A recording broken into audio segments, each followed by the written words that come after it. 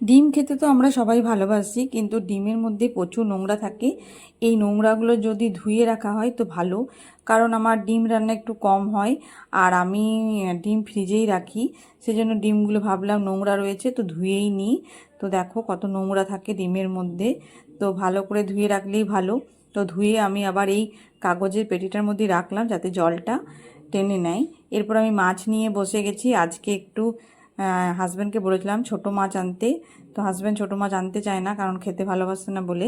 তো আমি বলেছিলাম, পার্টিকুলার নাম বলে দিয়েছিলাম খয়রা মাছ, কারণ এই মাছটা খেতে খুব ভালো লাগে গরম গরম ভাজা। তো আমি আজকে এই মাছটা ভাজা করব ভেবেছি, গরম গরম মাছ ভাজা খাবো। তো তার জন্যই আমি মাছগুলো নিয়ে বাইরে চলে এসেছি, কারণ ছোটো মাছ রান্নাঘরে বাছতে অসুবিধা হয়, সেই জন্য আমি বাইরে চলে এসেছি। আর বিড়াল আছে আমার একটা, ওই জন্য ভয়ে আমি এখানেই বসেছি। আমার উঠোনে কল আছে, সেখানে আর বসিনি। বিড়ালটা মাছের গন্ধে চলে আসবেই, আর চলে এসেওছে। হ্যাঁ, মাছ বাছলেও চলে আসে, তো চলে এসেছে। তো আমি মাছ বাছতে বাছতে ওর সাথেই কথা বলছি। ও অনেকক্ষণ ধরে খাবো করে বসে আছে। তো আমার ভয়ও লাগে যদি মুখ দিয়ে দেয়, এই জন্য মাছটা আমি মাছের থালাটা সরিয়ে নিলাম।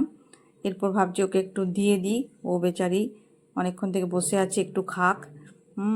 একবার দিয়েছি একটুখানি, তো আবার ভাবছি দিয়ে দিই, খাক। এখন ওকে বিস্কুট বা অন্য কিছু দিলে কিছুই খাবে না, কারণ এইগুলোই খাবে।